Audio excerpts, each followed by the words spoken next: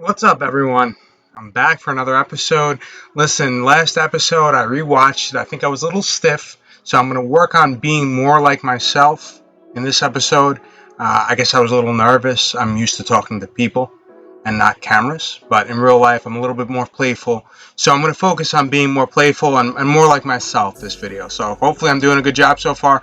Anyway, this is better than before, and I'm here to share my story. And let me show you a picture of me before cancer, and then a picture of me probably about 6 to 12 months later during cancer. I was on my deathbed. You see how skinny I got. I lost 75 to 80 pounds, maybe a little bit more than that. I don't know exactly how much I lost, but I was nothing but skin and bones. You see in a picture on the left, I was in pretty good shape, and picture on the right, skin and bones. So that's where I came from. I was in a very bad situation, but I'm back. And, eventually I'll post maybe I'll show you a picture of me currently, but you kind of see the video right now. So I don't think that's necessary at this point. I want to get a little bit better. So, but neither here nor there. Anyway, my purpose, I want to help people who feel like they're in hopeless situations. I want to inspire them. And that's why I'm telling my story. So let me start with the next part of my story. I mentioned in my last podcast how I was experiencing some balance issues and clumsiness. And my next story, I went to Miami with two really good friends of mine.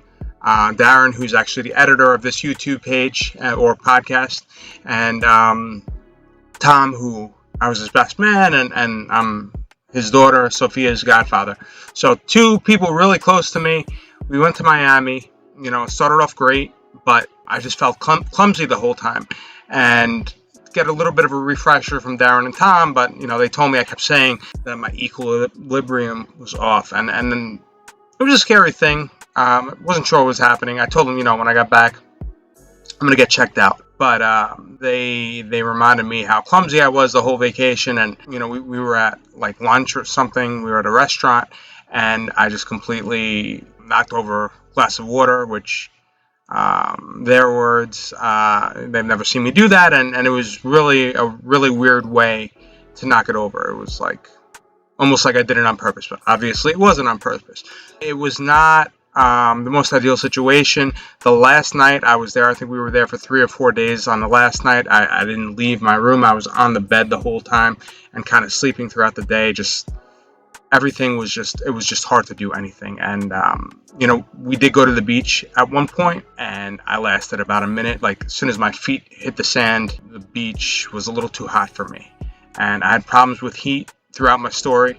It was because of the hormones that my body was creating because of the cancer. I'll get in more details that when it comes later on, but I kind of felt discouraged.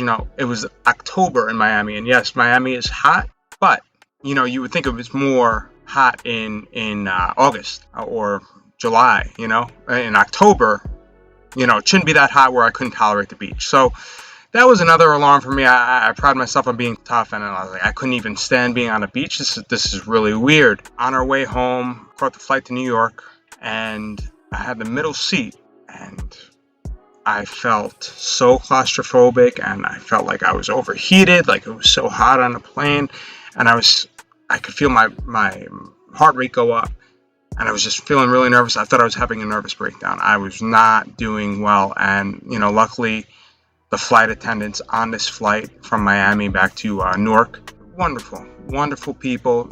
I asked them, I was like, is there a way I can stand for some of the flight? Like, I feel like I'm having a nervous breakdown. And they were so nice. They let me stand in the back with them where they stood, the back of the plane. And it made so much of a difference for me. And really, I was freaking out on that flight. So I wish I could contact these two flight attendants. They were so sweet, and I'm very thankful for them. Anyway, I get off the flight. I'm with Tom. We land in Newark, and at the time, my grandmother lived not too far from Newark Airport. So Tom dropped me off there. He brought his car. I was at my grandmother's house by myself. I figured I'd try to recover a little bit and then take an Uber to my apartment in New York City. I had plans that night with my girlfriend at the time. We were going to watch movies and Netflix, and that is it for now. But Miami Although it started off fun, it got a little scary because I wasn't sure what was wrong with me at that point. So next episode, I'd like to talk more about what happened when I came back to New York City and what happened that night. That's when things became real. Not that they weren't real before this point, but things were confirmed that I would have never imagined, and it gets pretty good.